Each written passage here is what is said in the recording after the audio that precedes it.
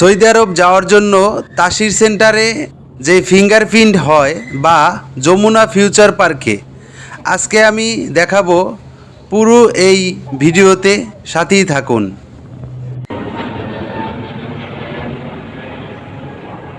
তো চলুন আমার সাথে সামনে যাওয়া যাক। একদম শুরু থেকে শেষ পর্যন্ত দেখানোর চেষ্টা করব আপনাদেরকে। প্রথমে মোফার কাগজ বা অ্যাপার্টমেন্ট ডেডের মূল কপির উপরে আপনাকে একটা সিল মেরে দিবে। তারপরে তারা লম্বা লাইনে আপনাকে দাঁড়াতে বলবে। লাইন যখন বড় হয়ে যাবে তখন তারা আস্তে আস্তে ভিতরের দিকে এগোতে বলবে। তখন কিছুক্ষণ যাওয়ার পরে আস্তে আস্তে একটা সেন্টারের ভিতরে ঢুকতে হবে। আসসালামু আলাইকুম গাইস।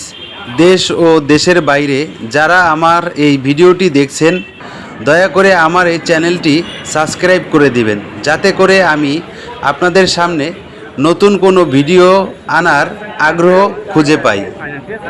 সৌদি ফিঙ্গারপ্রিন্ট দেওয়ার জন্য মূলত কি কি ডকুমেন্টস লাগে? সৌদি আরবের ফিঙ্গারপ্রিন্ট দেওয়ার জন্য মূলত আপনার মূল পাসপোর্টটা লাগবে এবং আপনার যে ফিঙ্গারপ্রিন্টের ডেট ওই কপিটা লাগবে এবং আর একটা লাগবে হলো মোফার কপি। আপনার যে মোফা হয়েছে ওই কপিটা, এই যে দেখতে পাচ্ছেন, মূল পাসপোর্ট এবং মোফার কপি।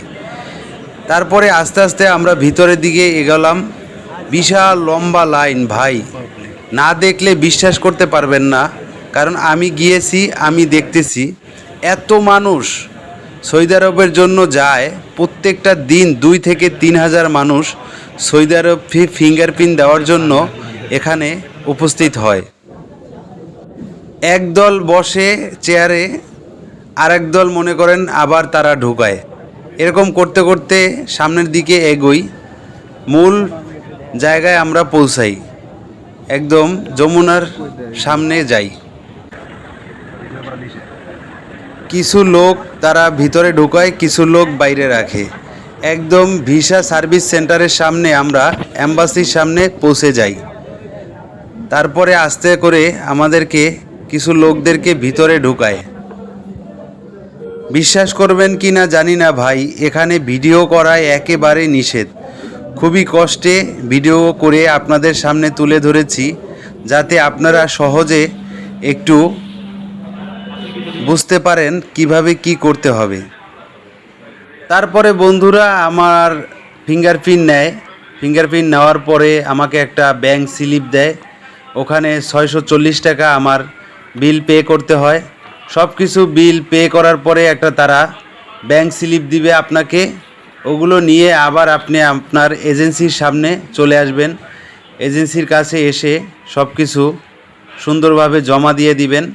তারপরের ধাপ তারাই নিজেরা করবে, আপনার আর কোনো কাজ নেই। তারপরে আপনার ভিসা আবেদনের সময় এগুলো লাগবে।